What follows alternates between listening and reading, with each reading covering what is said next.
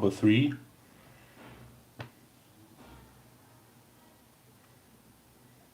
This stream was a short notice. I hope that people will join soon.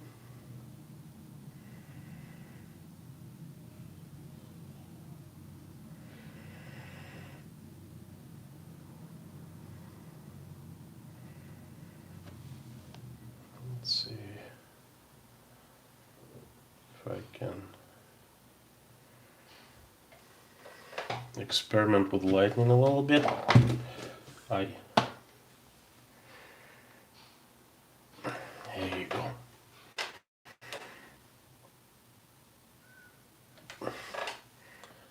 Oh, I see the first person join. Hi there. Give me a second. I will adjust my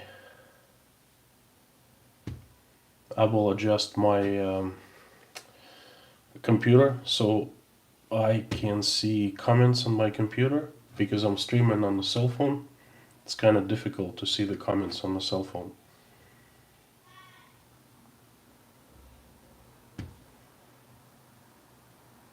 Okay, 1 second.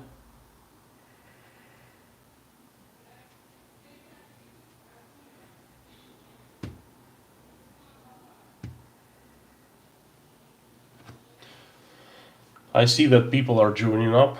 Well, hello there. Hey, mommy. Oh, don't really see the comments there in the portrait mode.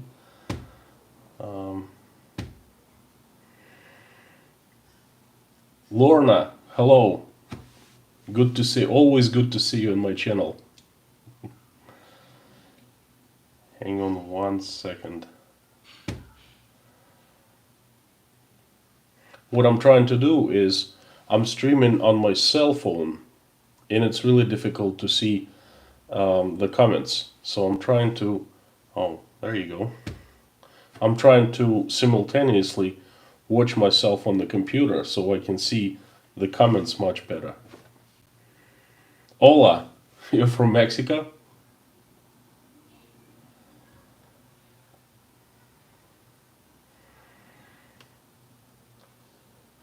It seems like there's a delay between my telephone and what I have here streamed on my computer. Let me see. Albeit not a huge delay. Anyway, 8 people. Good to see you. This is my stream number 3, the Russian Talks. Well, I decided to name my stream somehow. Oh, I think this is going to be a better sound. So the name I came up with is either the Russian Talk or the Russian Talks. Which one do you like better? Please let me know in the comments. I would like to greet you. 11 people so far. Wow, this is fantastic. Lorna, Mammy, Teresa, CBCLI333, BH, Patrice, friends, hello, BH, RBF, oh, hang on, Beth, friends, hi and welcome. This is my talk number 3. So what do you think? The Russian Talk or the Russian Talks? Which one sounds better? Let me update you on what has happened with us this past week. We moved from Rostov, which is south of Russia, almost the very south of Russia, up to Moscow, to where we currently live and where I have my job. We kind of went on a little vacation, about 2 weeks, drove in late April, and then came back on May 10th. It's about 650 miles. We usually drive in 11, 12, sometimes 13 hours, depending on traffic. What happened on last Sunday, we left really early in the morning, 4 a.m. That way my kids still sleep in the car, and My wife still sleeps in the car, and then we made it to Moscow around, well, mid-afternoon, around 3 p.m. Was a very safe, very uneventful drive. There's a very good highway that leads from Rostov all the way. I mean, it's a great ride. The only problem is it's just kind of pushing too long, like 10 plus hours. But then I took a nap while driving. Well, Natasha actually took the wheel, and then we ended up switching for like an hour and a half. So went back to office. May holidays were over. By the way, we were having 10 days off paid by employers per our president Vladimir Putin decree. Well, good for the employees, really bad for the employers because money's gonna come out somewhere. The holidays, spring holidays, or we call them the May holidays, are over, and we are back to work, back to normal. A couple things happened in Russia over the past week. Well, first of all, I'm still new at the streams, so I will mention this. Guys, please keep it clean. I don't have any moderators. So far, this been a community of friends, and I didn't see any, anything bad in the comments. And please, let's keep it this way. This is a very peaceful, very friendly group, and let it be so. Also, if you want to ask me a question, please type it in the caps so I see them. When I go through comments, I mean that there's a lot of comments, so I will ask. I'll pay attention to the ones who are in capital letters, in the caps. Last week was very sad in Russia. I don't really want to talk about it that much. We had a mass shooting in central Russia in the city of Kazan. Made a little video on gun control. If you haven't checked it out, please do so. I shared my opinion on how these things happen in the country where guns are completely outlawed, illegal, and it doesn't prevent the bad guys to own guns, go ahead and do their bad deeds. Okay. I will not go that much into this topic and into the discussions. It's just, it's really sensitive issue and it's a sad topic. That's all. I made quite a few videos while I was in Rostov. I haven't edited them.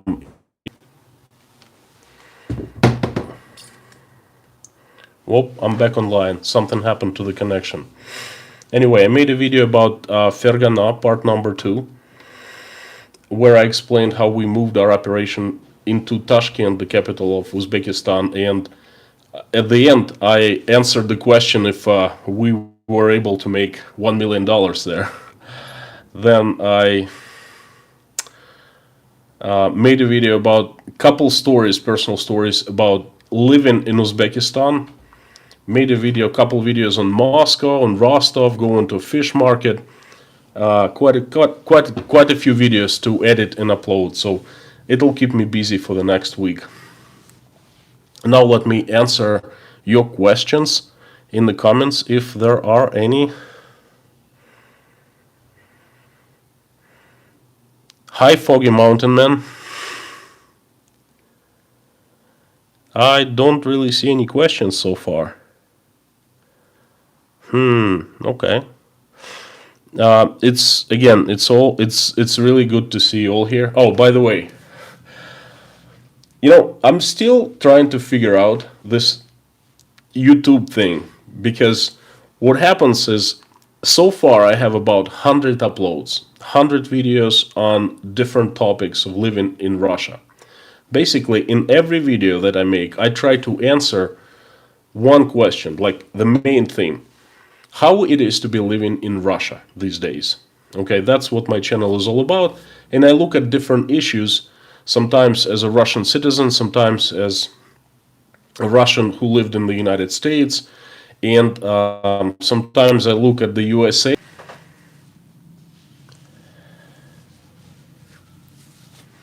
Sometimes I think I make an awesome video that I myself like a lot. I upload and the response is not so great. Very few people watch it. And sometimes I make a video and I'm thinking, well, this topic is not so interesting. Let's see what's going on. And then I upload and the video explodes. A good example is my video about do Russians prep. About a week ago, I uploaded a video. I basically showed my mom's prepper pantry. And that video kind of exploded. It got me so likes, so many comments. And that shows that huge amount shows that people really liked it and they responded. It really touched them, that issue. So it's always, I think that most of you are going to like my next upload. I went to a real preppers village where only farmers and preppers live. Basically, people who live there, they live off their land. And I made a video. I edited the video. It's about 20 plus, around 26 minutes long. But I think you are going to enjoy it. I will try to upload, probably not tonight, but tomorrow. Please check it out. Give it a shot. And please let me know what you think. Now let's see if there are any more questions.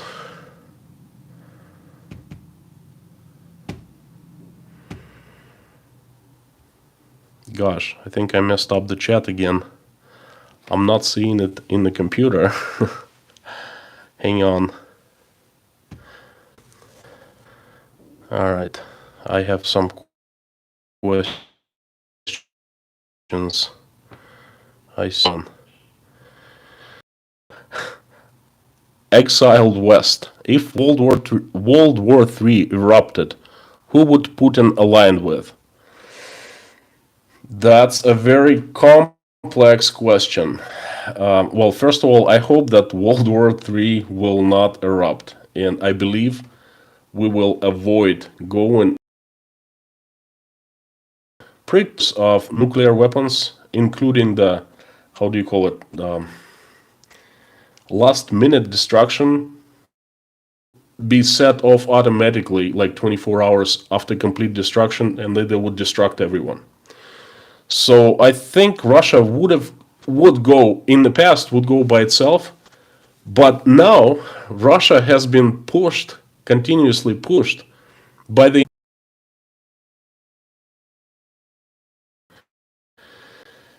All my family is Russian, and I have some family in the United States. I also love the USA. My son is American. He doesn't speak Russian. My oldest daughter is American. She speaks a bit Russian, but they've been living in the United States. Basically, my 3 other kids are Russian. I mean, if we go to war,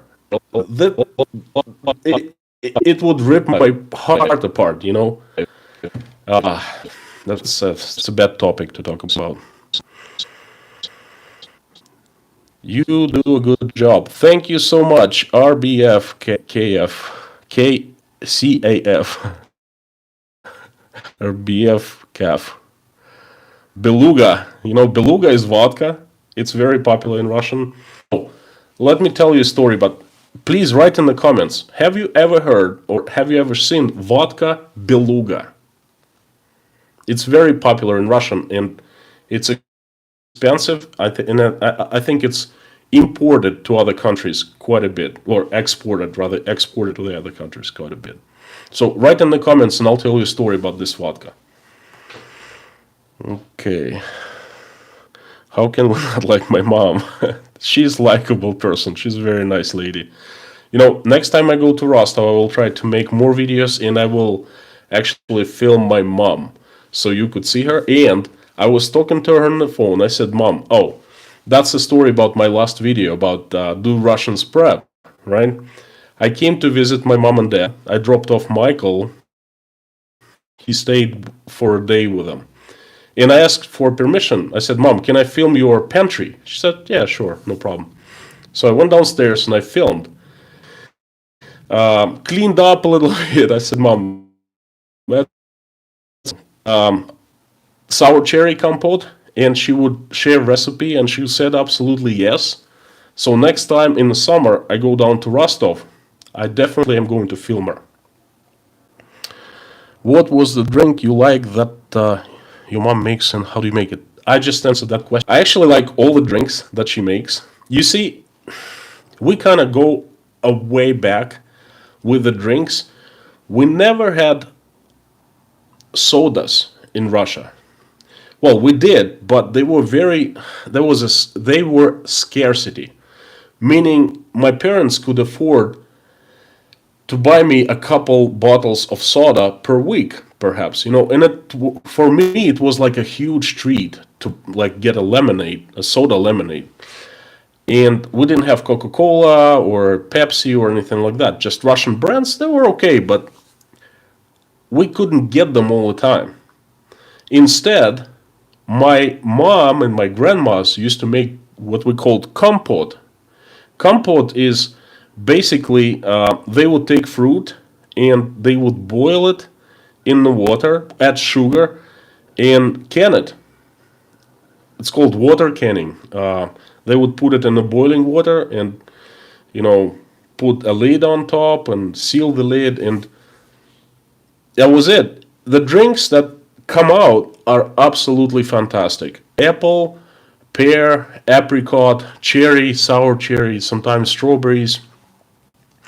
My favorite is sour cherry, hands down. I love that. Cherry is really good, but they're all okay. Apricot probably second favorite. So that's the story behind the drinks that are in large, almost gallon jar. It's not gallon. It's 3/4 of a gallon, 3-liter jars. Okay, more questions.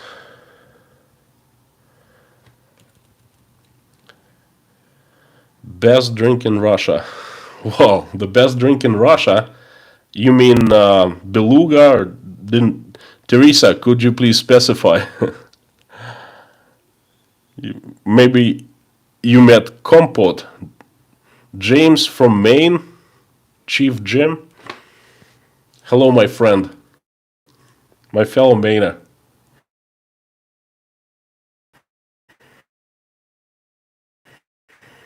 Can you please post your mom's recipe for compote? I answered the question. I will go down to Rostov and I film her making it, and I will have her explain on camera how she does that. So please hang on. Probably, well, the season for sour cherries is actually coming up from the end of May to end of June. I will probably go down there for a week in June sometimes, or perhaps in early July, and then that's when I will do it. Best Russian pastry.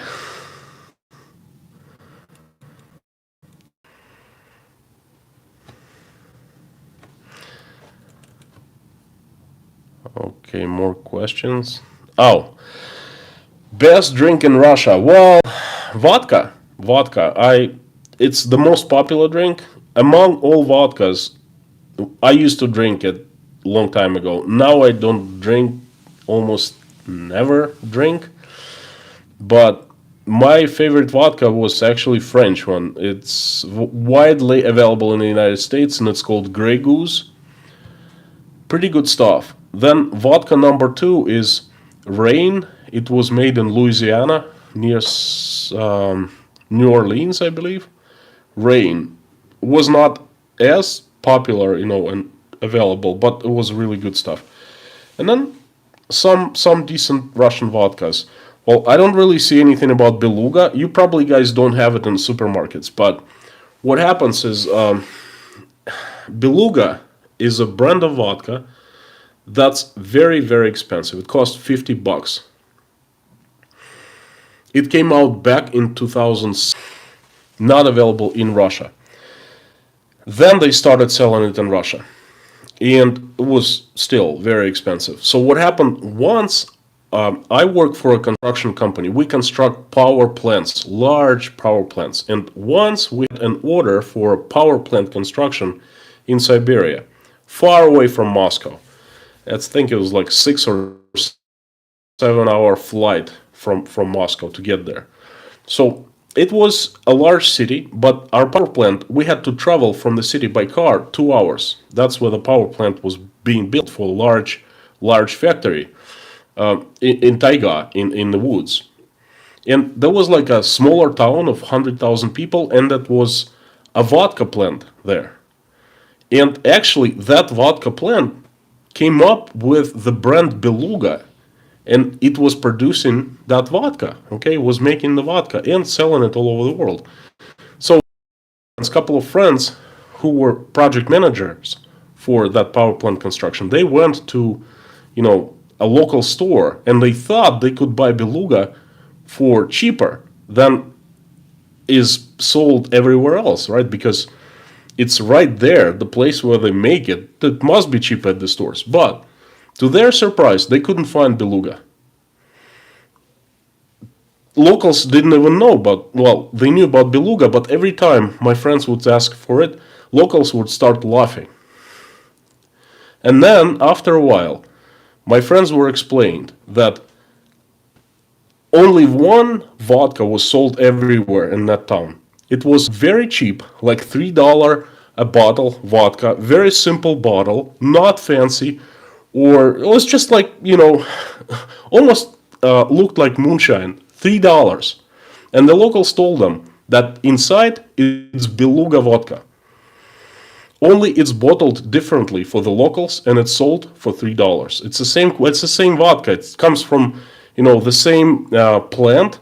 Only the fancy bottles cost $50 at the stores, but this tiny, not tiny, but very simple bottles only sold in that town because they were made in small quantities and they cost $3. That's what the difference of a fancy and not fancy vodka is. None. Basically, pretty much any vodka in Russia is more or less same quality. Okay, I have another question. How old are your children that live in the USA and the ones that live with you? 22 in the USA, 15, soon to be 16, 17 and 13, 17 and 14, that's my stepdaughters. And Michael, we had it with my wife. We had him with my wife, not it. He is 4.5. He will be 5 soon. Okay. Video ideas. Go to Russian resorts Americans never hear about. I keep seeing girls post IG from all these beautiful places. Well, we did go to a resort. I started making videos last summer in July. We went to Crimea, actually a couple hotels. First, we went to a cheap hotel, ended up being real nice, with owners running it, and, well, fantastic place. Then we went to a larger, extremely luxury resort, and I was making videos. But guess what? My videos from last July about us going to Crimea, to the Black Sea resorts, they were not popular. I think, well, they are still in the playlist in my channel. It's called Crimea Vacation. But they get like 180 views, and in almost 1 year. So they're not popular at all for some reason. I don't know why. Because I really, of any meal I wanted to, I would go for Black.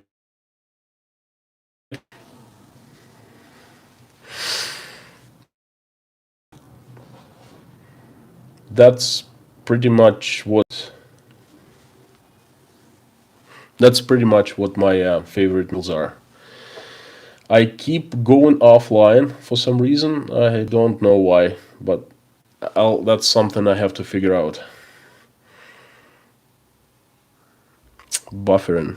I'm sorry, guys. It seems like I did everything right this time, but now it's buffering.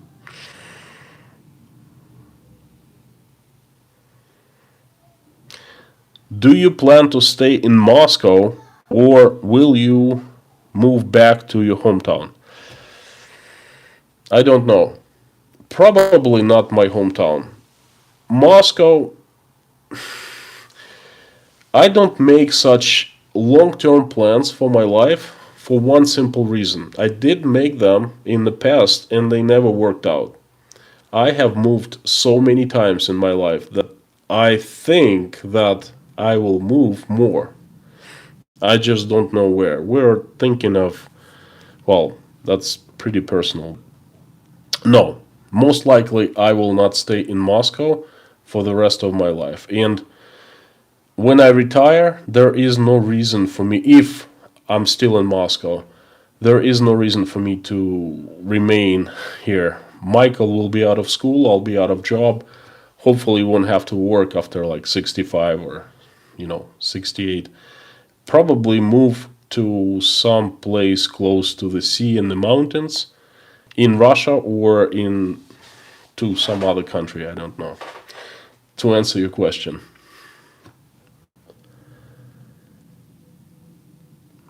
Yeah, I know. Buffering just annoys. It's annoying. It's not my fault, but internet connection seems really good.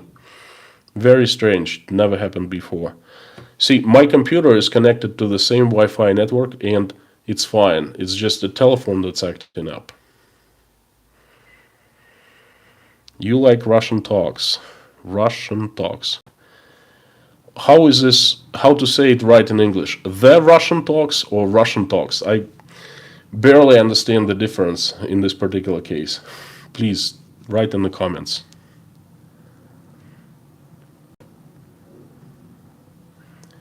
See if I missed anything.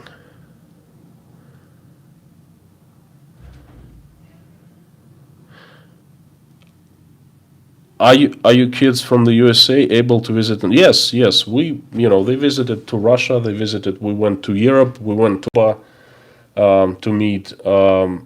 We are planning as soon as they open up Russia again. We're planning on them coming to me. I was kind of hoping that they would come this May or June after Jake was out of school and stay entire summer with me. But Russia is closed due to COVID-19 restrictions, which is total bogus, by the way. We are having COVID-19, no question about that, but not that serious as they portray in the media. Everywhere I look, I had it twice personally myself. I went to hospital, I talked to doctors, I have doctor friends. Not that catastrophic, okay? Today, notice how buffering happens when I start talking about COVID-19. I guess, anyway, we went to the very center where locals go pond.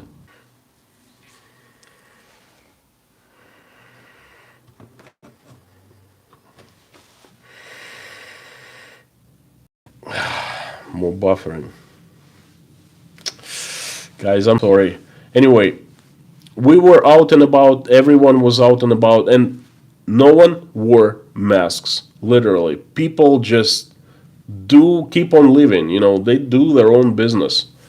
And from TV, from all the state control media, from like billboards, they tell us, oh, COVID is terrible, COVID is, you must wear masks and things like this. I was told many, many times by my doctor friends that masks are for sick people, not to spread their sickness with their, snot and body fluids when they cough and sneeze, but not for the healthy people. It does not prevent from catching common flu, because COVID is a variation of a flu. But anyway, don't get me started on that. More questions. Just Russian talks without the Russian talks. Thank you. Got it. Russian talks from now on. I'm not on VPN. Connected straight to Wi-Fi. My Wi-Fi is strong. Very strange. YT or Russia? I know. Seems like something's going on. Okay, now so far so good. Why am I sideways? No way. Uh, Hang on.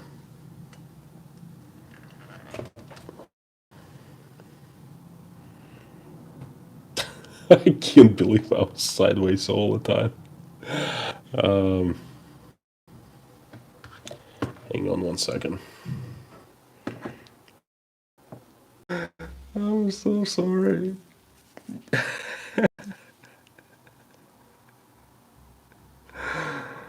Uh, this is insane. I was sideways.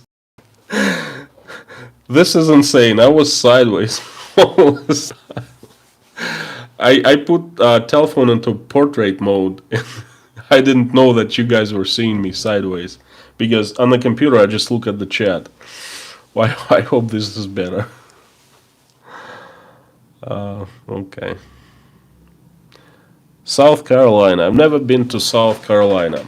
On the East Coast, well, naturally I traveled all over New England and down to New York and New Jersey and Florida, and that's about it. But I heard that the Carolinas are absolutely wonderful. Georgia is a wonderful, beautiful state.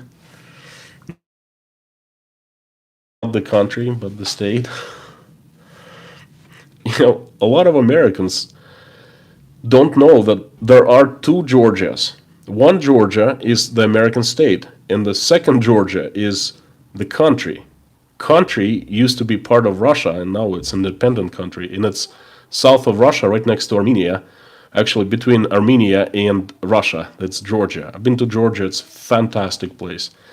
I think all Georgias in the world look absolutely wonderful. You can see that, right? I'm so sorry about that.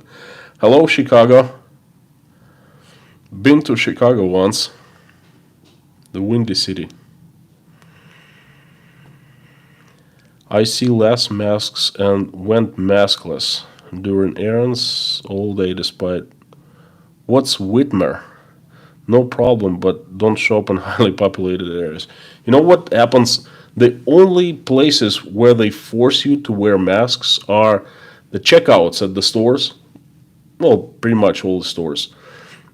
There is a video camera above every single cashier, and it records all the time.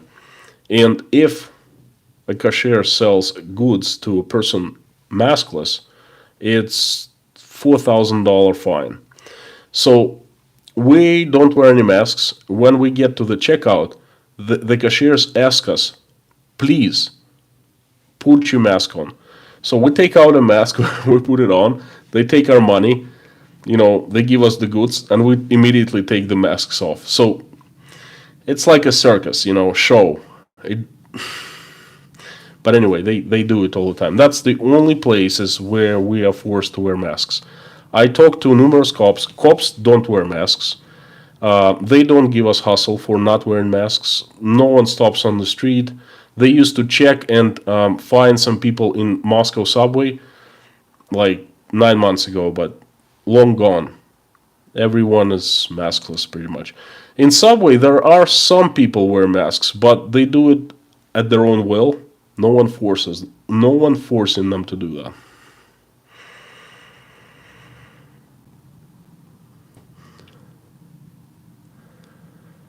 Much better. Yeah, well, it feels much better too. Things I hear about the United States really are disturbing because I remember such a wonderful country, absolutely free, with people full of common sense. With a lot of common sense everywhere. Anywhere I would go, I would see common sense, and it was such a difference from the country that I grew up in, Soviet Union, and it was very refreshing. The politicians, they never fought. There was a like bipartisan. Everything was bipartisan. Okay, they disagreed on some things, but they never fought. They were not aggressive. They got along with each other somehow, And what you are telling me right now is a totally different picture. And it really saddens me because I always have had like the United States, the picture of the United States like a beacon of light, and there are spots on this beacon of light, very sad. I'm confused. I don't really know what to make out of it. Anyway, don't get me started on that, please. That's a very heavy topic for me.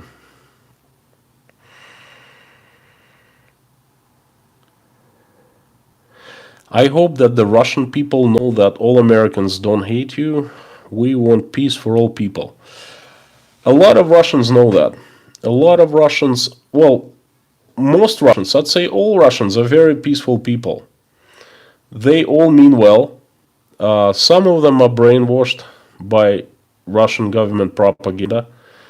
And the Russian government has been pushing this agenda of that Russia is surrounded by the enemies very hard last few years.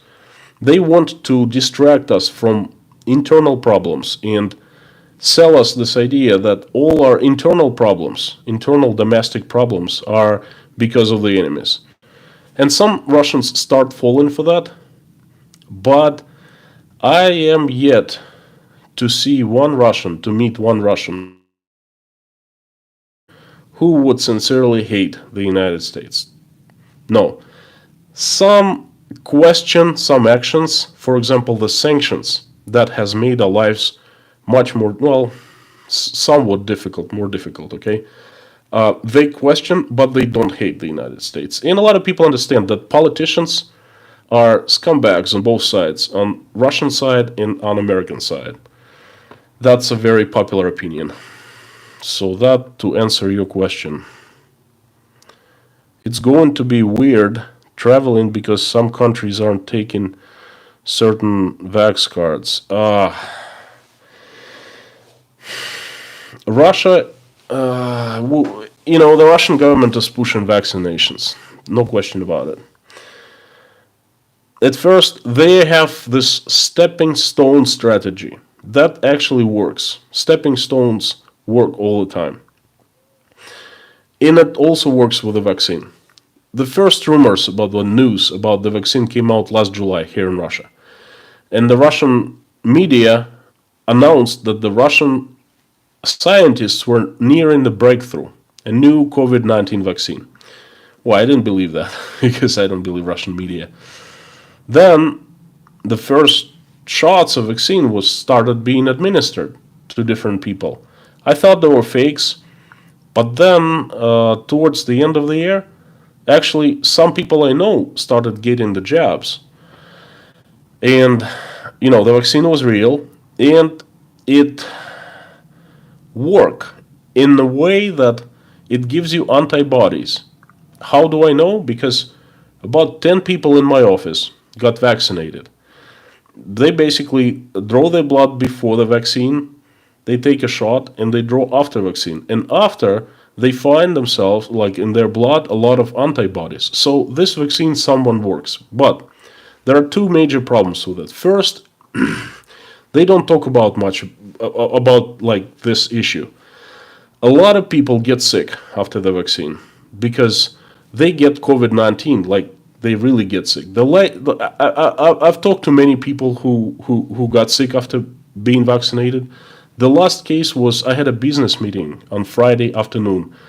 A business partner came to our office, and he was absent for 4 weeks from his office, and he told us that he had COVID-19, right? But he said that a month before he was vaccinated with Sputnik V or Sputnik 5. And 1 month after the vaccine, he got sick. Real case, what I've heard many cases like that. So that's the one problem.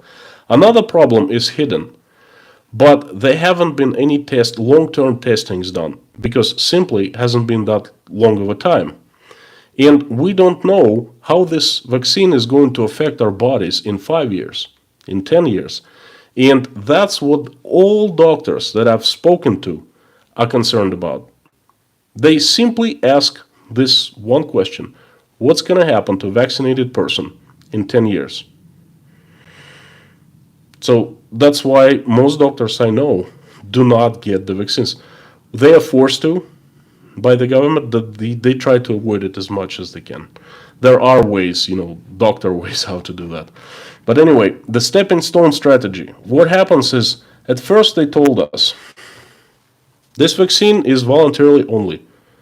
Whoever wants to get a shot gets it. We don't force anyone. Then the next step was the doctors must get vaccinated because they work with patients, COVID-19 patients all the time. The next step was the firefighters and the policemen and the KGB people and the ones who work for the government must get vaccine. The next step was we're thinking of getting vaccine passports, and but it's strictly voluntarily. Then the next step will be, okay, everyone should get a passport to travel outside of Russia. You don't have to get the vaccine, but you won't be able to travel outside of Russia. The step after that, well, you get the idea. I call it the stepping stone strategy, and it always works everywhere, and it's working with the vaccine. They are slowly and softly pushing vaccination upon us. That's Russia. I'm not really sure what's going on in the United States.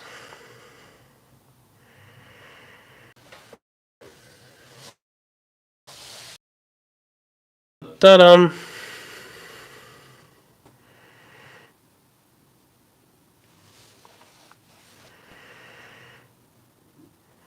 I'm back again. Sorry about this buffering, but I started talking about the vaccines and then boom, did it again. Anyway, hello from St. Louis. Hello, St. Louis. In some places, people have gone crazy about gasoline shortages. Hoarding gas like people did with toilet paper and COVID. People just need to relax. Absolutely. And one thing is, I am very surprised to see that no one has blamed Russian hackers in this gasoline crisis. Of course it's the Russian hackers. What do you think? I think that the gasoline issue should be resolved in the United States soon. I don't believe that your country, can function properly without gasoline because, in a place where I lived in Maine, I couldn't even go and get some like basic food supply without car. If I didn't have gasoline, what would I do? So I think it's something that is going to be taken care of very, very quickly.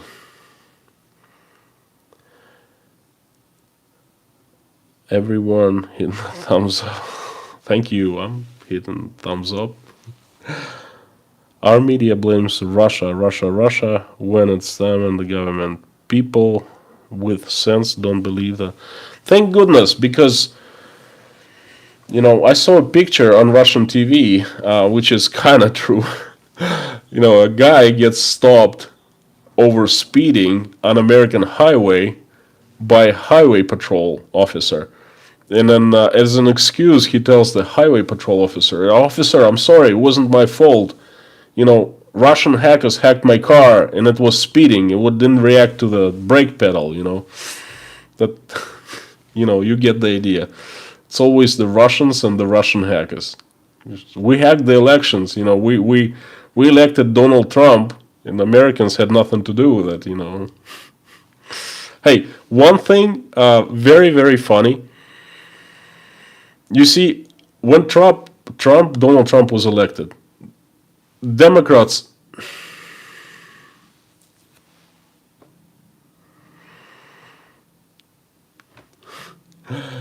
unbelievable.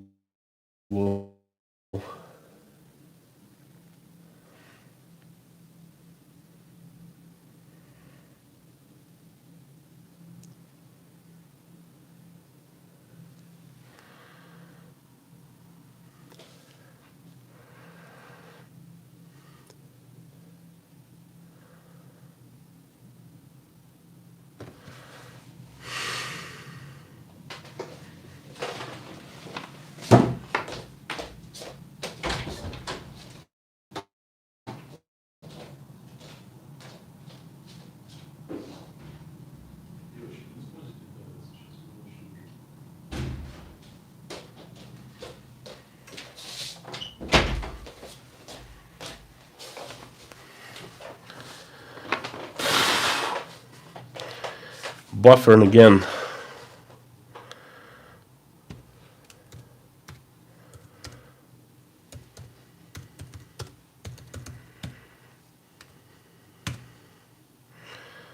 Coffee break.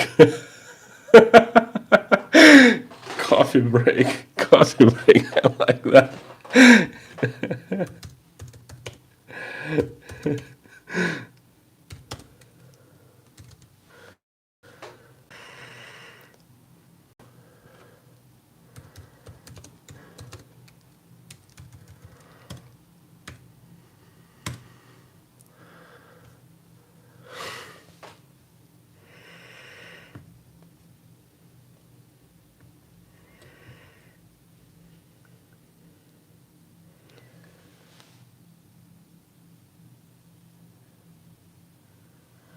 Uh, I don't $5. Uh, well, I'm sorry, but I just got $5. Holy cow!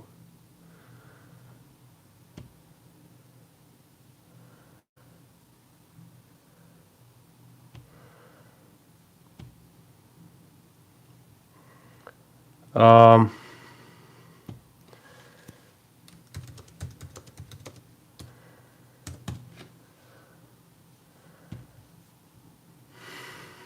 gosh, can you hear me?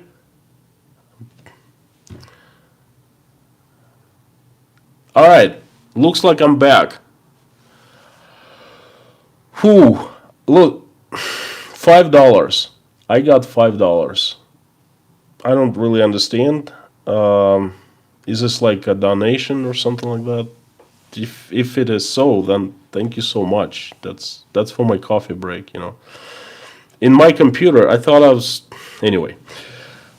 I think I was interrupted on Donald Trump in the election. One question to you all guys: how do you like that? In Russia, we laugh at this issue. Okay, when Donald Trump was elected, Democrats immediately started blaming him for getting help from the Russians. Okay, Russian hackers, they hacked the election. Okay, fair enough. 4 years passed, and Donald Trump started accusing Democrats of, doing dishonest things at the election. And the first thing they replied was, "Oh, it's impossible to hack the American election. They are absolutely bulletproof." How the hell would you explain that? Okay, at first they're accusing him or us for hacking American elections, and then 4 years later they said, "Oh no, it's impossible to hack them. They're bulletproof." What the hell is going on? That's just me venting a little bit. That's the question that, you know, needs no answer, so to speak. Listen, this $5 here. I mean, what do I do? Thank you so much. If you gave me $5, that's great. I mean, I'm very new to this concept of receiving money, but that's for coffee. Thank you. YouTube keeps part of $5. It's a super chat, so the person's question is highlighted and is seen by you. Okay. Oh, sure. Can I tell the name of my? All right. That's a very interesting question. You see, I lived in the United States for a little over 9 years. And I have a lot of friends. I still have friends remaining in the United States, and I have some family. And I also lived 2 years in Uzbekistan, as you can see from my video about Fergana and doing business there. And I lived in Ukraine for about a year, and I traveled to about 35 countries. So I have many, many friends in different parts of the world, and I keep in touch with them all the time, usually through messengers. And then I constantly keep on writing letters. So I used to write letters to them. And they would ask me all kinds of questions about Russia. How do you do that? What do you have? Do you have this in Russia? Do you have that? How, all kinds of questions. And one time, I was asked by Moscow Real Estate from my friend King Weinstein, a real estate developer from Maine, Old Orchard Beach, Maine.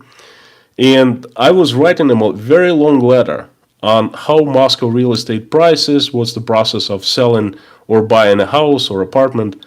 And then it hit me. I thought I could somehow share this information with many people and it would be interesting. And I would do it once and a lot of people could be able to see that. And I was immediately thought of a blog. But blog is a lot of writing and very few people read blogs nowadays. So I decided to do videos. On every topic I would decide to film and myself like explaining the issue or film location, you get the idea. And I started my YouTube channel and I named it Letters to King because I literally was writing a letter to King Weinstein of Old Orchard Beach, Maine. That's how the name of my channel came up. I kind of like it. Guys, thank you so much. I mean, what do? I got $10. I really feel. Thank you. You know, I'm gonna buy myself I'm gonna buy my kids a present for the money that you just donated me. Thank you so much. That's great. That's the first money I made on YouTube. Amazing. This is my hobby, by the way. I do not plan on making, money on YouTube.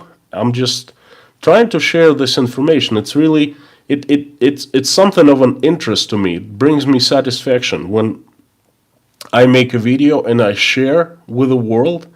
And just one thing I'd like to tell you real quick. Lately, thank you so much. Another $5. Lately, I started receiving more that I have been given out because you see, when I film a video, I put a lot of efforts into it. I research the topic, I film, I edit, I upload, and so far I have over 100 videos. And it's always sharing information with the world, with you, my viewers, with, whoever wants to watch it. And in the past, it was like me giving out all the time. But after I met pinball, and I had a lot of people coming from pinball, they started sending me messages. They started communicating me, sending me interesting information about the United States and about, what's going on in the world. And a lot of things were absolutely new to me. And wow, I love it. I feel like I started receiving more than I've been given from the world, from you, from like different people, and on all kinds of topics, I made videos on socialism in America. I was flooded with the messages about that. Made a video on chemtrails, people, same thing. I was flooded with the messages in return. Did the video on, I don't remember, about the root of all evil in the United States. I got so much response. Thank you so much. And now I got like money. That's amazing. What do? Do I accept them, or I just, look at this? Anyway, thank you so much. Coffee break. I'm still. More questions. Hands across the water. Thank you for sharing with us. Thanks, Sparky. Thank you so much, guys. Thank you, Get Herod. Thank you, Sue Haddon. Go to YouTube Studio and fill out the information to receive your super chat money. Oh, I will. Thank you. Bravo, nice job. I quickly left and I yelled at the girls to quit whatever they're doing online because I figured the buffering could be because of that, because of them being like too many people being on Wi-Fi. I have 2 girls, teenage girls, always on Wi-Fi all the time. Then sometimes I have Michael watching cartoons, and right now it's past 11 o'clock, so he's in bed. I think my wife is online and she's doing She's a coach and she's doing a lot of you know a lot of Instagram and a lot of research. A lot like she's using the internet a lot. That could be it. So I briefly left, not for coffee, but I briefly left, ran, told the girls to quit for about half an hour, and came back. If that's what you mean.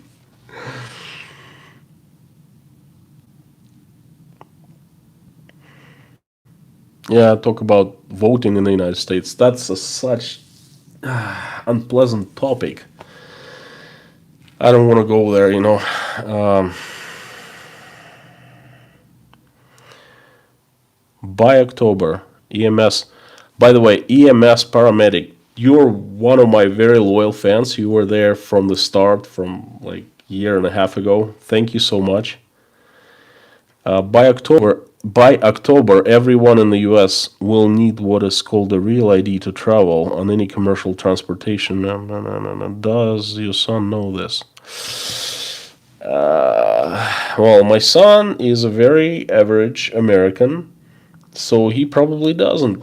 He's 15 years old. I helped him out to buy himself a motorcycle, like a small dirt bike, and then all he does, he's preoccupied with that, and playing basketball and hanging out with the girls and doing his 15-year-old things. So I don't think he knows anything about travel ID, but I will certainly give him heads up. Thank you so much.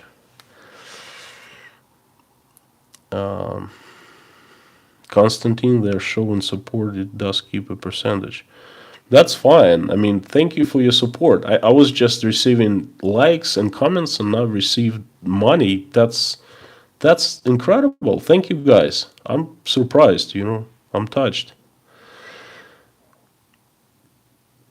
Your Banya video is one of that got me to. I want to build my own now. Love Banyas. This is what I'm gonna do with the money I just received. That's just about enough to go once to a Banya, the $20, and I'm gonna go to Banya next time. Not sure if I want to make a video because it'll be kind of the same thing, but I will think of something else interesting that I can film around Banya, connected with a Banya. But yeah, that's certainly one of our favorite pastimes. You see what I do here? I go to Banya. Well, I never go to Banya alone. Okay, it's like hanging out with your buddies and friends. In my case, it's very close. My closest friends. By the way, one of persons in my Moscow Banya movie was one of the doctors I was telling about earlier. I never go to Banya alone, and it's always a bonding experience with my friends. And for the past year, so since when Michael turned 3.5, I started taking him to Banya. So he's like becoming one of us, not just like a kid, but one of us, like adults going to Banya, bonding, like hanging out with us. That's if you noticed, I do that intentionally. My wife kind of was against it at first, but then Michael loved it, and my friends really enjoy him coming over. Sometimes they bring their sons over, and it was just a great experience.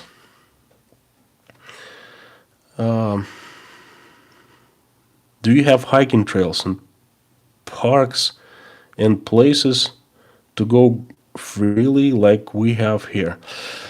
Yes, yes. What concerns the hiking trails and parks and places, yes, we do. You see, Russia is a very free country as long as you don't cross the government. And as long as you agree with everything the government says, as long as you don't stand up and voice your opinion and don't protest. If you don't do that, you're absolutely free. Parks, trails, I have a couple videos. If you're interested, I can upload. In Rostov, we have a huge park, and me and Michael went there in the summertime and in the winter to play in the snow. I did footage both times. It's just I did not edit for some reason. I don't remember. And if you're interested, please let me know in the comments, and I will edit and upload. Then, I did a video on this place where we live right now in Moscow, and basically it's a community of, well, around 100 plus thousand people, but we are right in the middle of a forest, basically surrounded by forest from three sides. And there are plenty of hiking trails, and it's forest, one huge park. I will make a video on that too. Yes, I will. Yeah, I will upload. Thank you for a good question, Patrice. Moscow, the new Moscow Park, it looks beautiful in the summer. Moscow has so many parks. Basically, Moscow is one huge forest with houses thrown everywhere around the trees. Which one do you mean, the new one? I can, right off bat, I can name you like, 5 or 6 new parks that appeared in Moscow over the last 2 years. There is a very popular park called Zaryadye. It's right next to the Kremlin, to the Red Square. This is, if that's what you mean. Very, very great spot to visit. One of my favorite spots. I will film if you would like that. I'll be filming a lot of Moscow because we have summertime here now in the high 70s, and sun rises around 3 a.m. because we're up north, and sun sets around 10 p.m. and rises around 3 a.m. So even if I go like 4 a.m. where everyone is still sleeping on the weekends, I like to get up really early. And if I drive down there, I can film with no people around, the best time. And I'll be doing that quite a bit. It's really hard to do it in winter because it gets light. Like the sun gets up around like 9 a.m. But now it's 3 a.m. So very good time to film. I'll be doing much more filming, and I will be uploading many more videos per week. I plan to upload one video per week. That's my goal. But it's really difficult to do with my job and the family, trying to balance everything. And one video approximately takes 4 to 5 hours of my work, my time. So, but I will try to do as many as possible. Any interesting wildlife, Jay Moore, any interesting wildlife in scenic areas you can show? Let me see. Well, I can walk outside of my apartment to a nearby forest, and I can show you the squirrels, occasional fox showing up, all kinds of birds, teaks, of course. That's also wildlife. And, in general, I can show you many Muscovites walking their dogs in the woods. That I can do. At this point, that's pretty much all I can do because I stay here in Moscow and I work. But we plan on going somewhere for vacation this summer, upcoming summer. So I hope to go someplace interesting, and I will certainly do filming.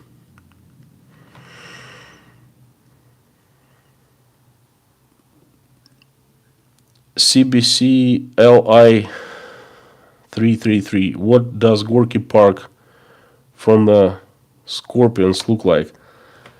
I was just there today. Well, right next to it today. It looks...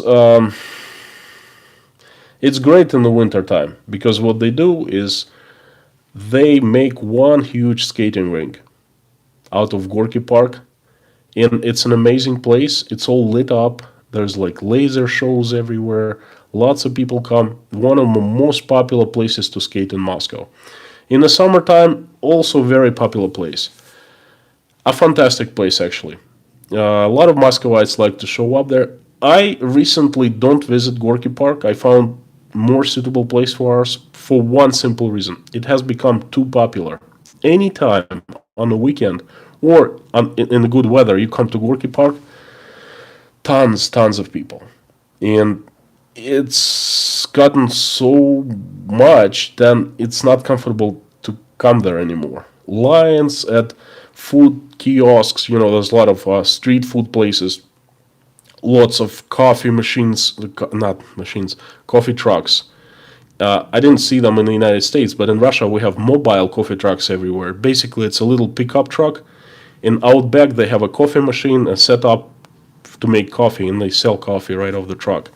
So tons of coffee trucks there, and there are lines of people.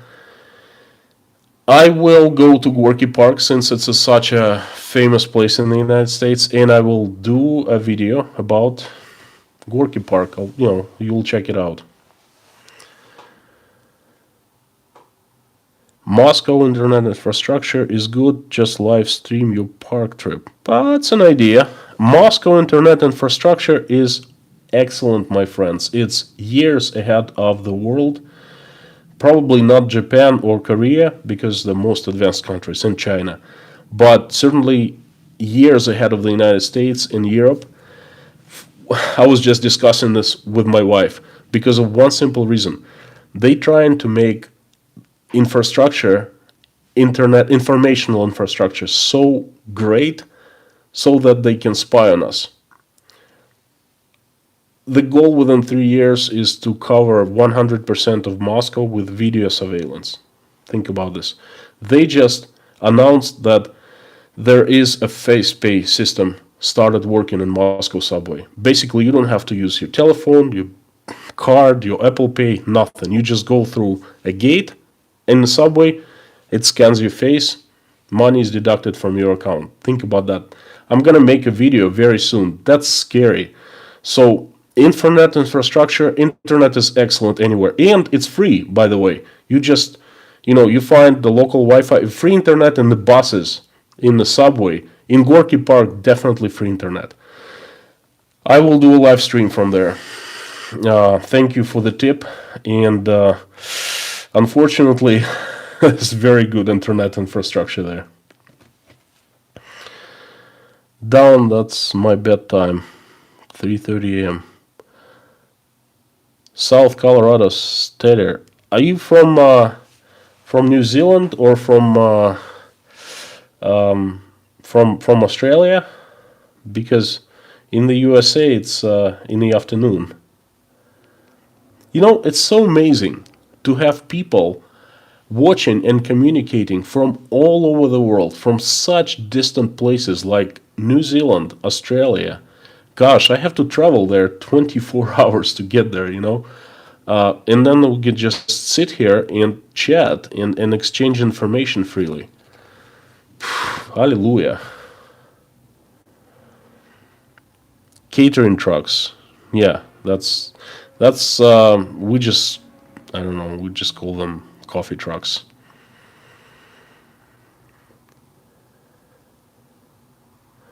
That's for sure. You have good internet. How is Russia bubble coming along? What's Russia's bubble? I'm not sure about that. Please explain. It's not 3 a.m. in Colorado, is it? Is it like 5 p.m., isn't it?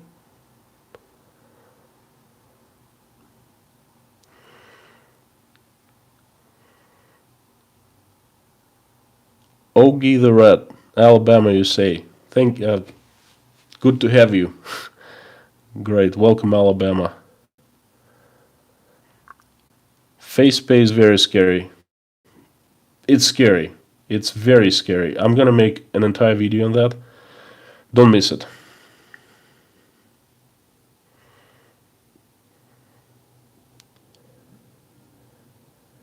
Kim J. Hello, I'm still here. You haven't missed.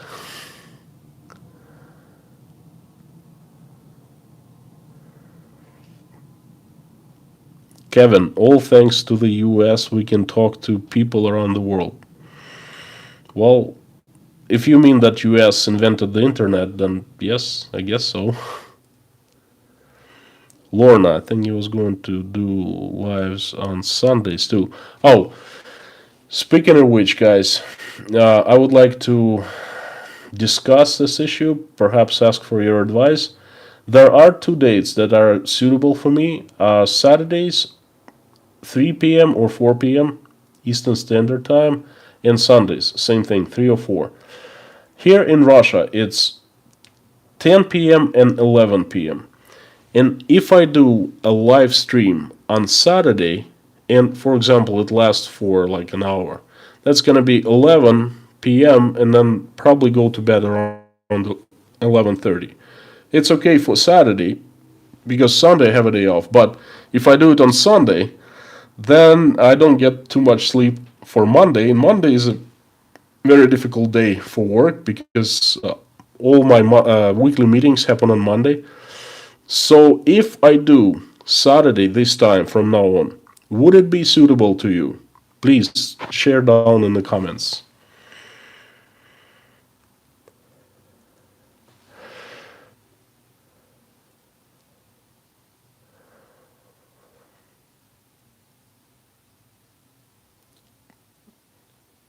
South Colorado Stadium. To block other countries from accessing you is Russia's firewall. Didn't get that. Well, anyway, Russia is building a firewall. From what I understood from your question, China, as you know, has, they call it the Great Firewall. There's a Great Wall of China, from the old times. But now they have built the Great Firewall. And I think Russia is following the suit of China and, taking China as example.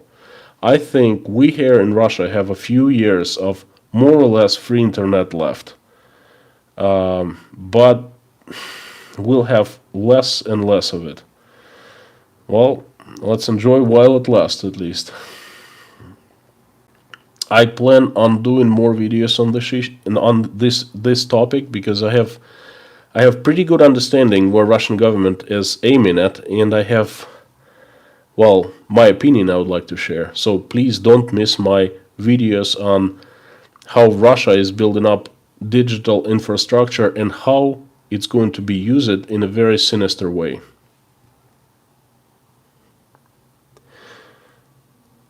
Lee, how about a video of you just talking to ordinary people on the street? There's a good friend of mine, a Russian scientist. I call him a mad scientist. His name is Dmitry, a PhD in physics.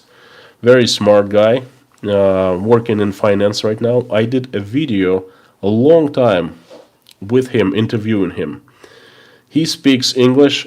I don't think we had such a great interview because there were a lot of Russian jokes and the Western people didn't understand them, a lot of them at least. But we had this idea of going out on the street and interviewing people, asking them questions. For example, how do you like America and Americans? Do you hate America? Or what message do you have to Americans? It sounds like a good idea. It's just I need to find time to do that. My biggest problem right now is lack of time. Between my job, family, and this channel, I'm trying to make more money. I'm, trying to run a side project. Anyway, I plan on doing an interview with ordinary people. I just don't know when. Sometimes during the course of this summer, while the weather is still good. Actually, good idea to go to Gorky Park and do the interview there because there are tons of people there and they're all young, mostly young, and they speak English. So we shall probably do that. As a matter of fact, I will speak to Dmitry tomorrow about that. And you guys watch the video. I think it's called something like Interview with a Mad Russian Scientist. It was done in November 2019. One of my first videos.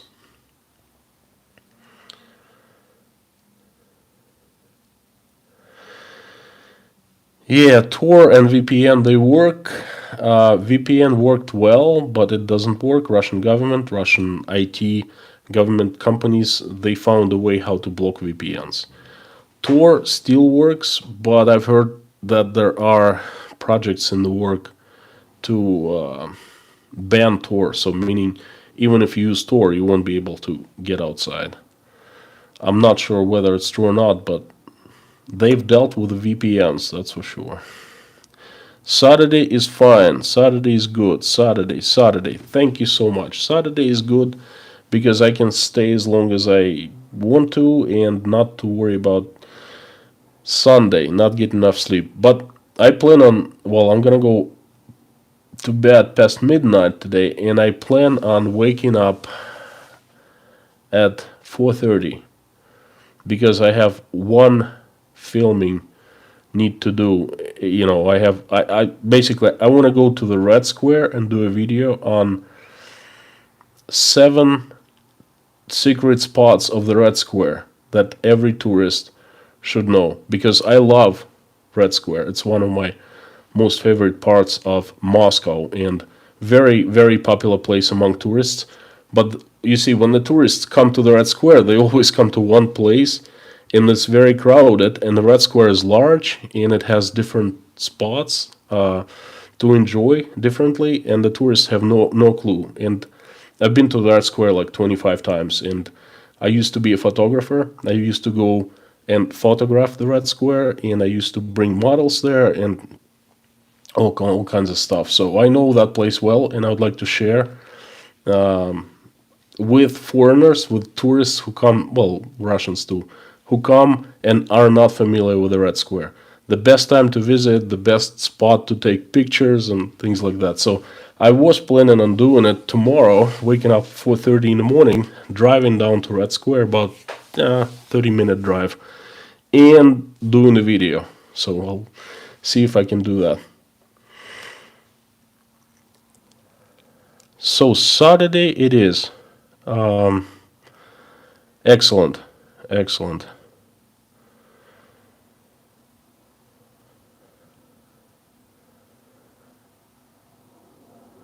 Check out Braxme channel. I will. Jennifer Lax, hello.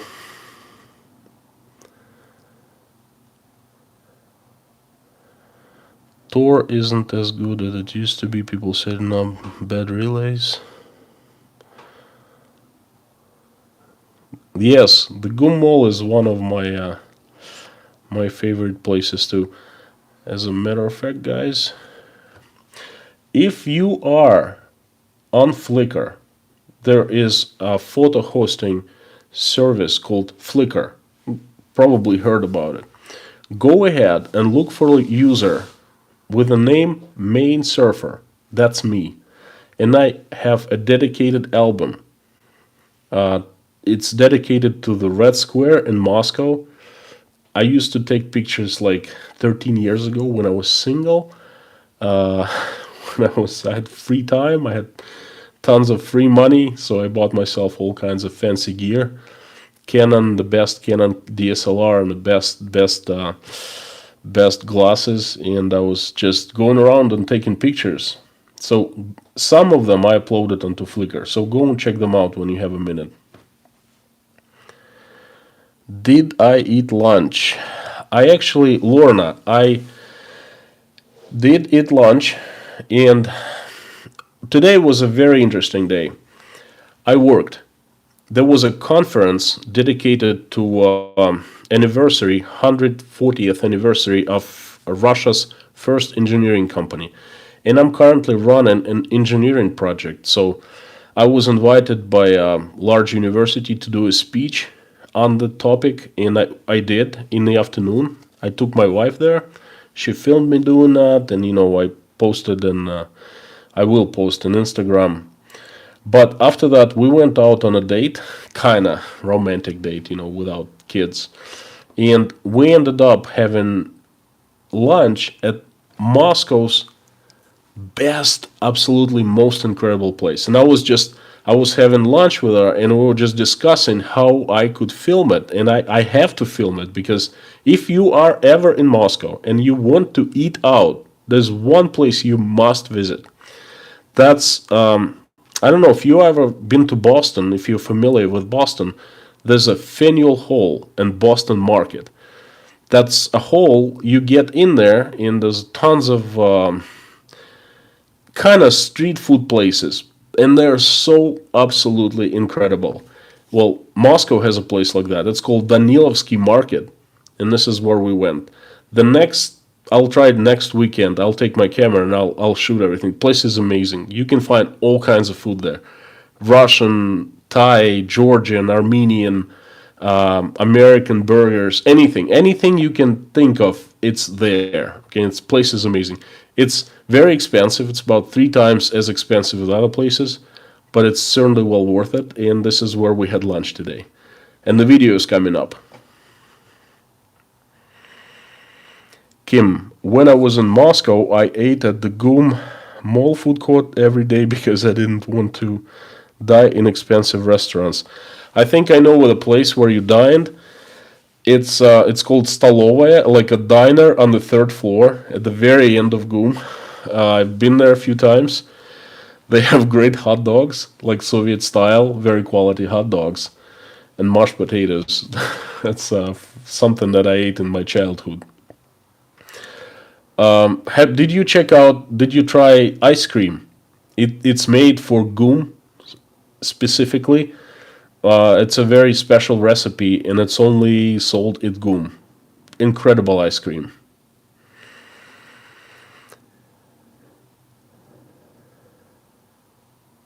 Okay, Jay Moore, thanks for the heads up about the security ideas.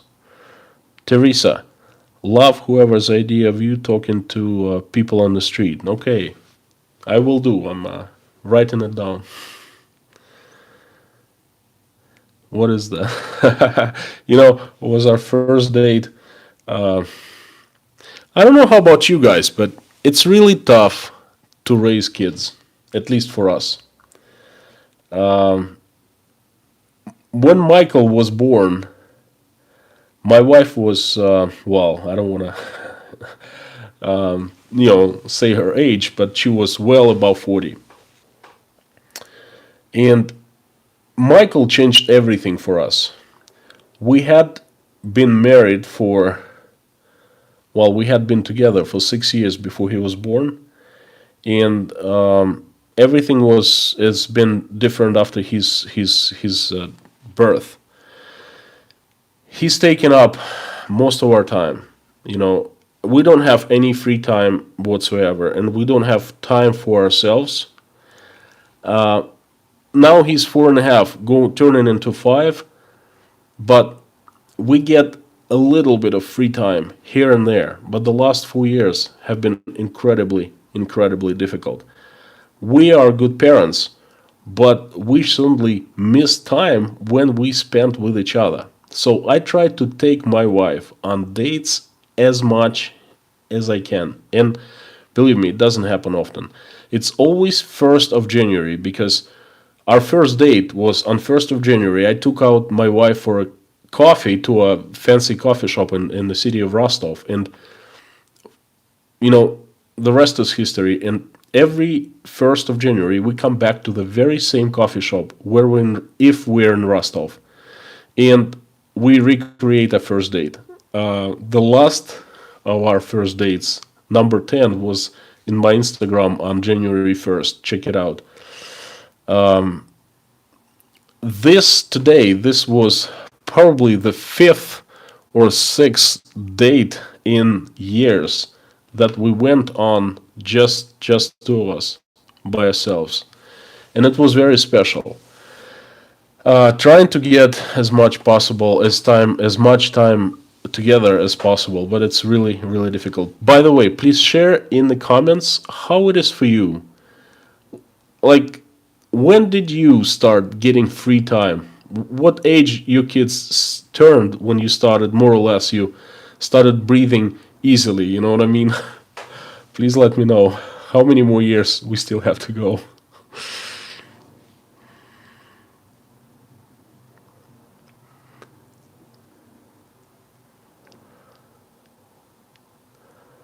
Hey, did you notice there are no more delays?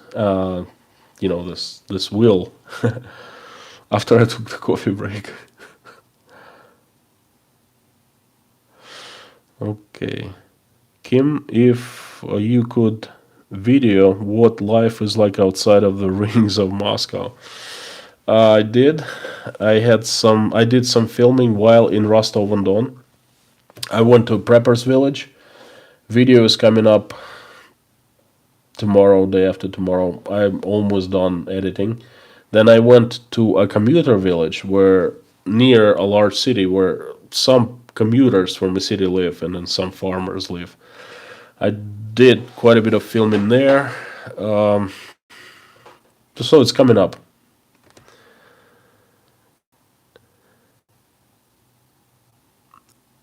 Swamp Billy. Is most of Russia tourist friendly? Check the my teaser video when you get to my channel. This is the first video that starts playing. The 10 surprises that most Americans get when coming to Russia for the first time. Russia is very, very tourist friendly. Russians love tourists. They love to show their life. They love to, they're so open hearted. They are so friendly. They're very warm. Well, they're welcoming. Okay. If you go outside of Moscow to a small village, meet Russian people.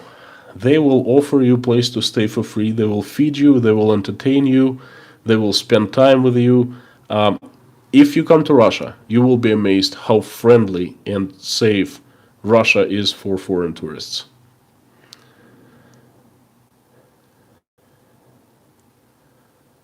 Oh, Lorna, you asked Teresa if she ate lunch.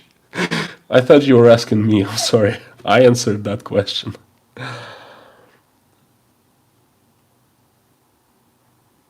Teresa, buy silver. Oh, believe it or not, I don't really have much money left after I spend on my family to buy silver, unfortunately. I don't have much debt. I own some properties, I own a couple cars, but I don't have much money left in my hands after I'm done paying all the bills, you know.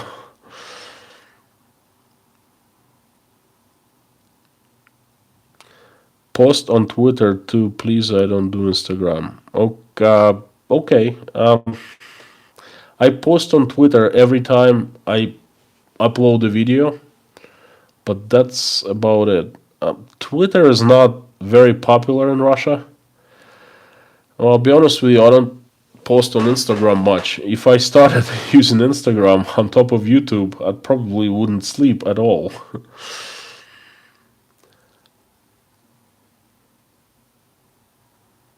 South Carolina, stay there. She looks younger. Please tell her I said so. Uh, Thank you so much. She does look younger. She feels younger and she acts younger than her age. Um, she's going to be 50 next year.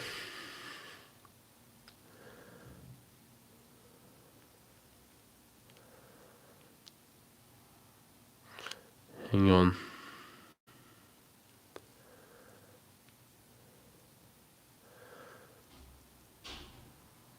Oh, I hear my wife coming. I hope she didn't hear me about saying about anything about her age, you know. She looks fantastic. She's, you know, people who meet her, they actually don't think she's 30 because she looks and she acts the way she's under 30 and she's fantastic.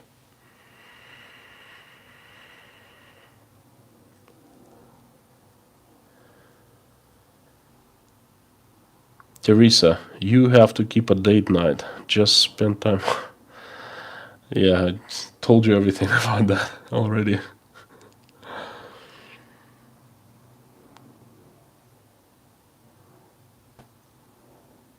Reading the questions, just give me a second.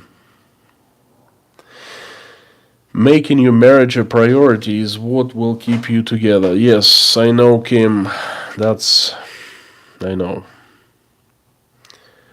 17, 12, and 4. Same thing. Teresa, so You know where I'm coming from. When they're around 7. So 2.5 years to go. You have babysitters living in your home, so you can. I don't have babysitters living in our home. When we go to Rostov, we have two babysitters. That's grandma number one and grandma number two. My mom and Natasha's mom. That's pretty much it. We have sometimes a babysitter come in once in a while when she's available, but that's occasionally. And what's going to happen next year? Michael, starting in September, he's starting his kindergarten, so he's gonna go to kindergarten, for the entire day from 8 until 6 p.m. from 8 a.m. till 6 p.m. So, but that's not until September. Certainly, we'll have more time then.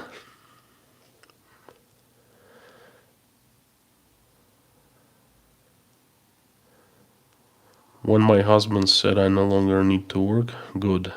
No rest at all, not everything still. Well, Natasha is currently not working. She did for a year and a half. But she really suffers where she doesn't work. She's such an active person. She's an entrepreneur. Yes, entrepreneur, a businesswoman, and then she had business for 20 years of her life, and a big business too. And then she cannot not work.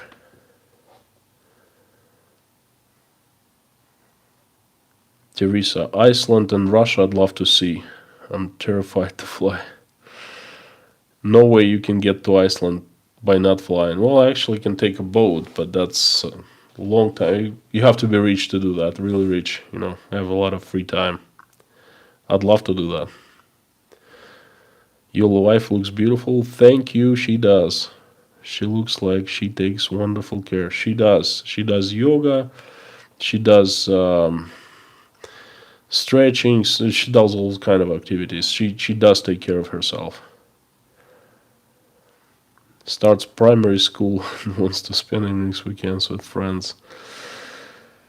It's gonna happen before you know it because they grow too fast. He was born just like yesterday, and then he's gonna turn 5 years old, and he's not a baby anymore. He's like a little man. He starts helping me doing, man's chores. It's pretty amazing. They grow too fast.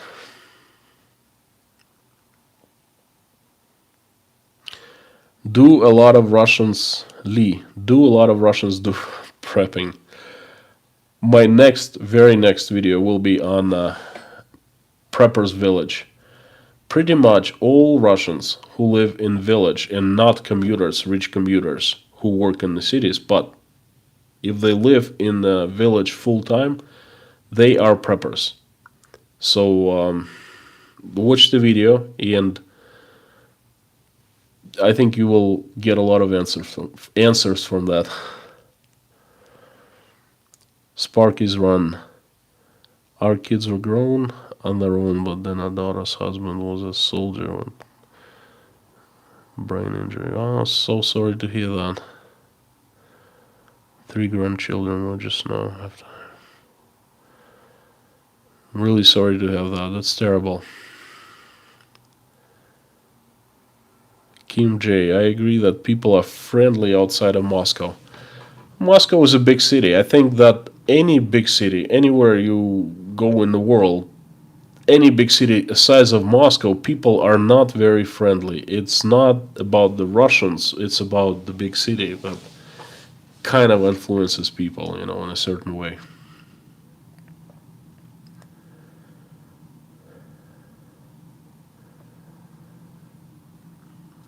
Hang on.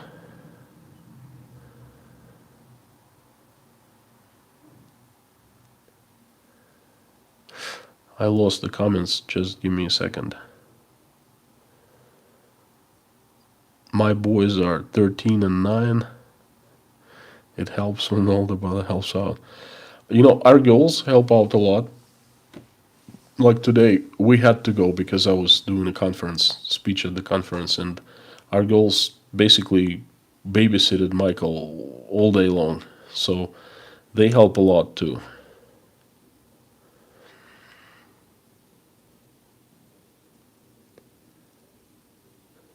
Teresa, I hear you. I hear you. Stay at home mom, that's not easy. Talking about some of the Flickr pics. Um, talking about talking about which ones. What didn't get that? Sorry. We loved hearing about your lunch. Was fantastic. I had Peking duck, like a sandwich of Peking duck and Chinese soup. It was great. And Natasha had something pho, Vietnamese soup, bun pho or something pho. It was really good too. Yes, we love your stories and anything. Thank you so much. I would love to try my Medovik. Let me tell you, friend, you know your Russian stuff. Medovik. I heard it's amazing from some friends been to Russia. Yes, very. It's one of my most favorite cakes. My most favorite cake, hands down, is Napoleon. Yeah, don't laugh. It's a Russian cake. It's I don't know how to explain. I'd rather make a video on the cake or cakes here. If you buy cake from a store, then it's Napoleon or Medovik.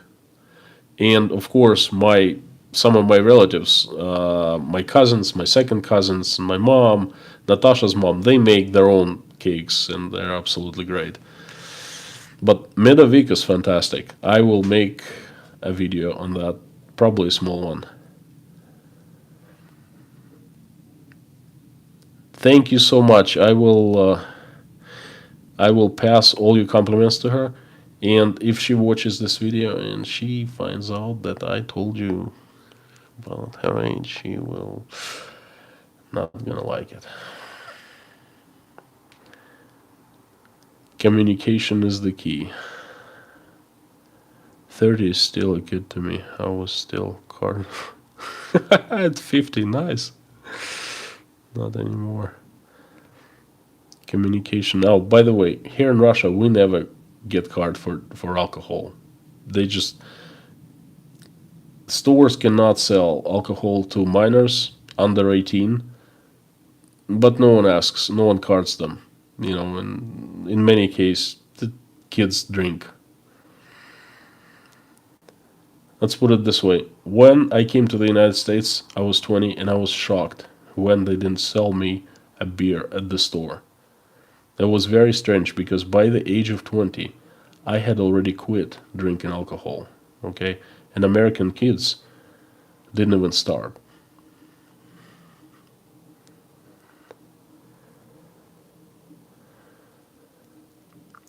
Communication, Teresa, communication is key. We tend to listen to reply, not to understand.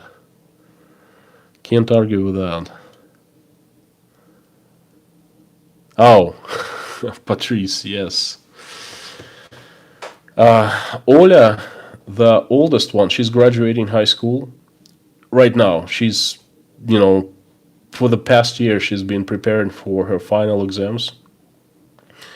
So she doesn't really have much time to babysit. She does it occasionally. But Dasha, a 13-year-old, she does babysit a lot. She's like, younger mom to Michael. She's really good. She sits with him a lot.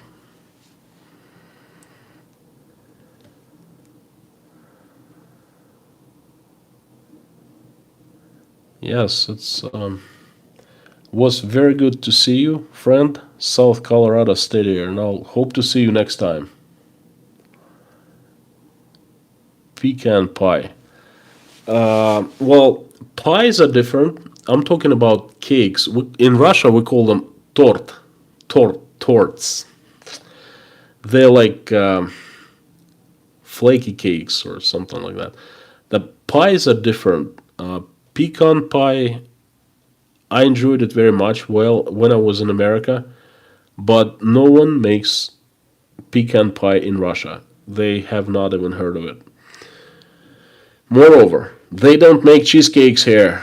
I've only tried a very good cheesecake 3 times at different restaurants, at the stores. At first, I love cheesecake. New York style cheesecake, oh my god. When I moved to Russia, I kept on buying cheesecakes, and they were not cheesecakes. They were just like some tворожник, some weird cakes called cheesecakes by the Russians.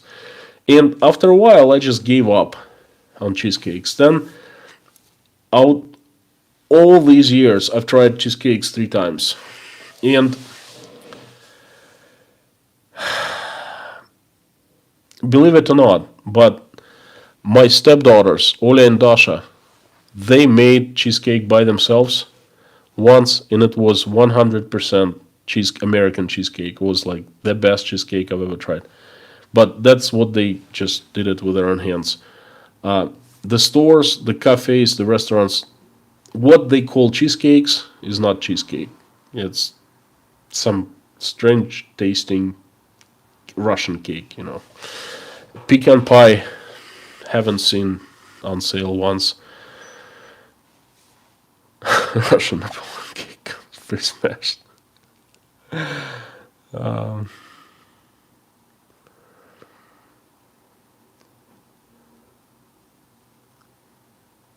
Spark is run. We took kids fishing to the beautiful wildlife safari where they breed cheetahs and a lot of cheetahs every minute, I think.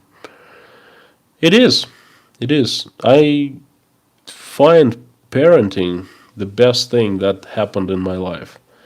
But what I'm trying to say, it's not easy. It requires uh, it puts new challenges, at least in front of me, and it just gives me a chance to face the challenges and to overcome them, and to come up a better person, I guess. But love parenting, the best thing that happened to me.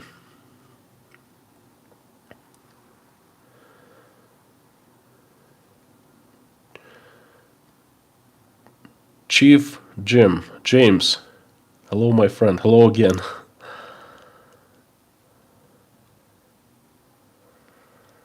Buttermilk pie. Buttermilk. What's buttermilk? Let me quickly look it up. Buttermilk. Something familiar. Buttermilk.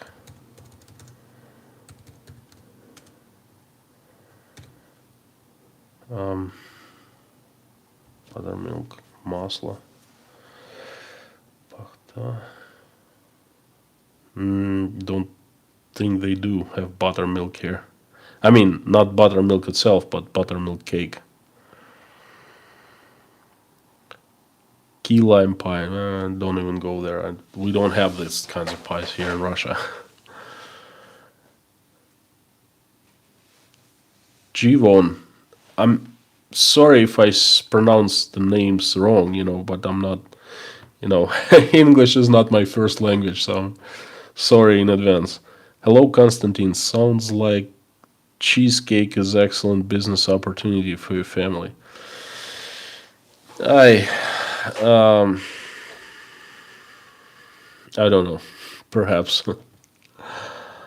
So gotta go. EMC paramedic. Thank you for being with us today. It was a pleasure to see you on my channel every time.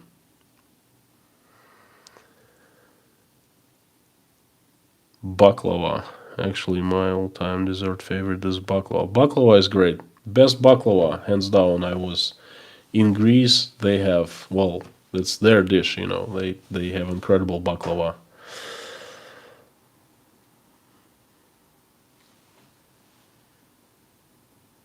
Hello from Finland. M.R. Dickinson. Hello, my friend. Hello to Finland.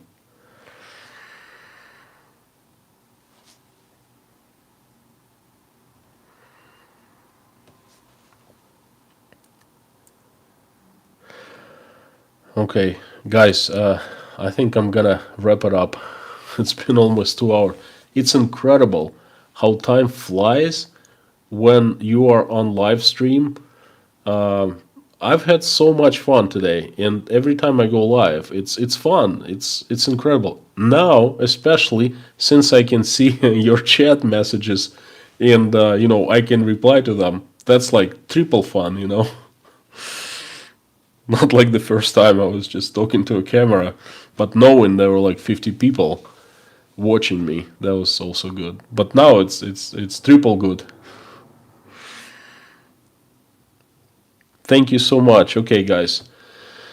Thank you. I will finish up editing the video about Russian Preppers Village and upload. I will try to upload tomorrow. I will keep on making more videos. I'll try to make them interesting, good ones, and let's make this from now on. Let's meet in live streams every Saturday at 3 p.m. Eastern Standard Time. In Moscow, it's 10 p.m. Now it's a little after, 5 minutes before midnight. So get some sleep. I will. 4.5 whooping hours of sleep I will get tonight. Thank you, Jim. Thank you so much, and I will see you soon. Love you guys. Bye bye.